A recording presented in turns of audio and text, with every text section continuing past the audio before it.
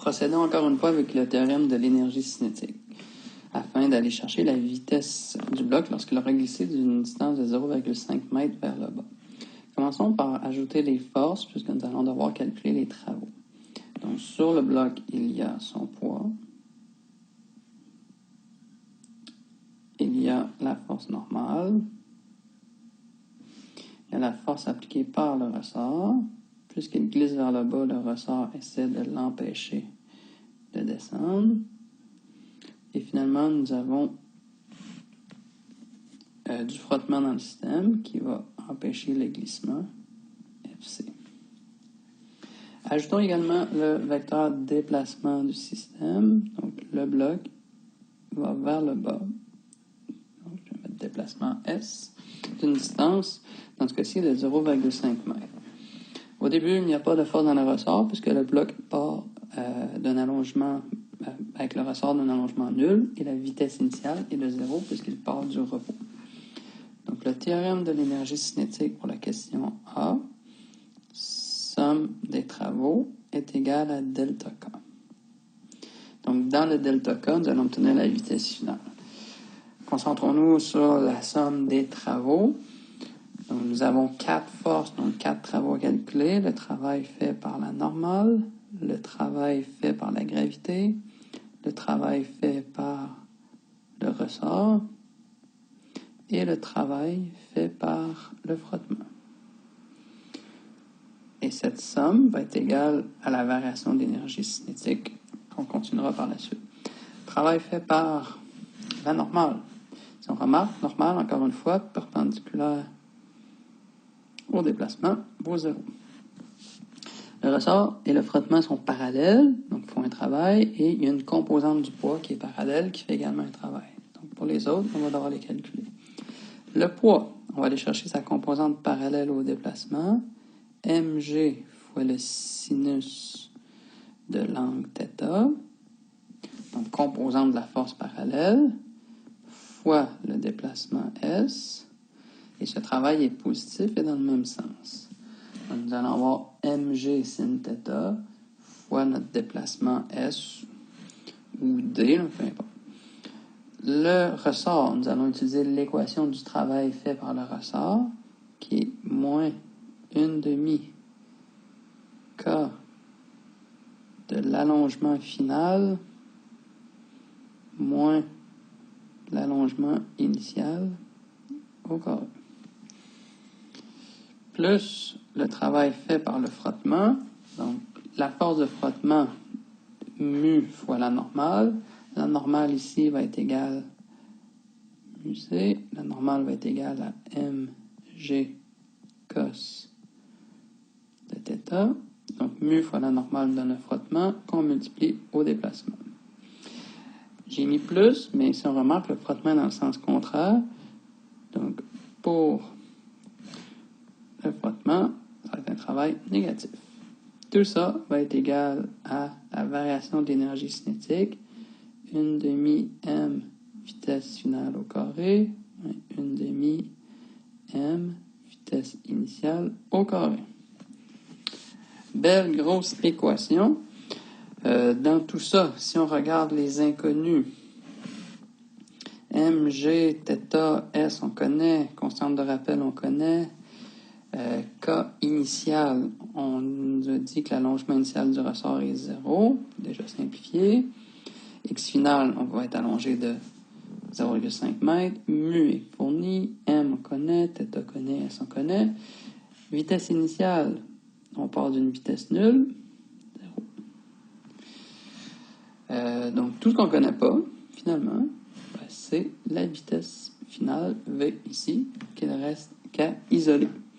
Donc, on met toutes les valeurs numériques et on isole V.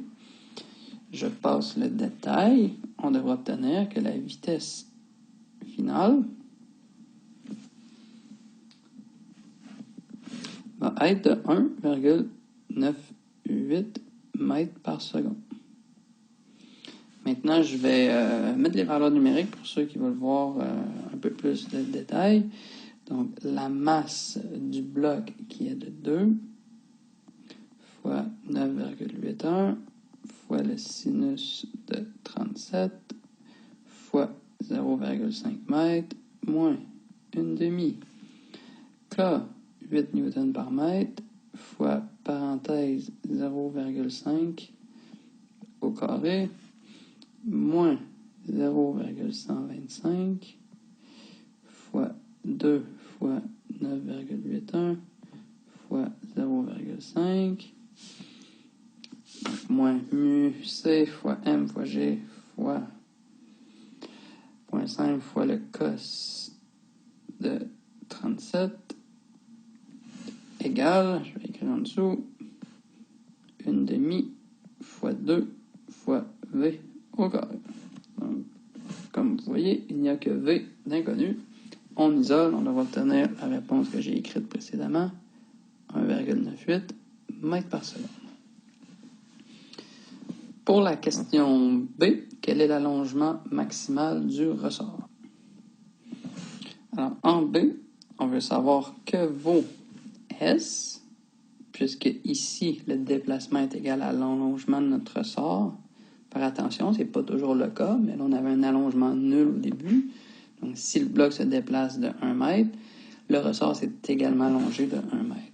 Donc, on cherche que vaut S lorsque l'allongement est maximal. Le ressort va atteindre son allongement maximal, va s'arrêter, et puisque le ressort tire sur le bloc, va ramener le bloc vers le haut. Il va le faire osciller comme ça. On n'oscillera pas ici à l'infini puisqu'il y a du frottement dans le système, donc de l'énergie qui sort sous forme d'énergie thermique. Donc on perd de l'énergie cinétique. Alors on cherche S égale quoi? Lorsque la vitesse finale égale 0 mètres par seconde.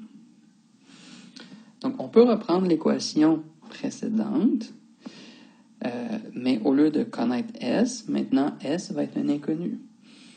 Donc, je peux mettre en vert notre nouvel inconnu dans l'équation précédente. Donc, S est l'inconnu ici. XF carré, c'est la même chose que S parce que on avait un allongement nul au début. Donc, S est égal à notre XF. Donc, c'est le même inconnu. On a encore S ici d'inconnu. Maintenant, V n'est plus un inconnu.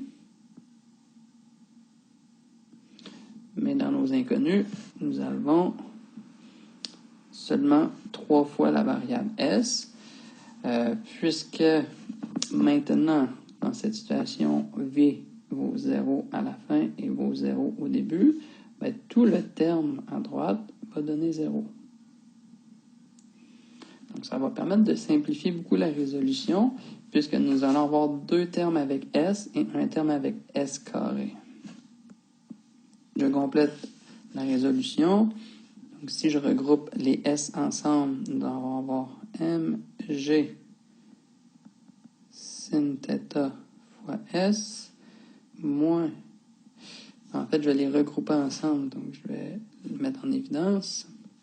Donc, mg sin θ moins mu c mg cos θ, tout ça fois S, moins 1/2 K, je vais remplacer XF par S, S carré égale 0.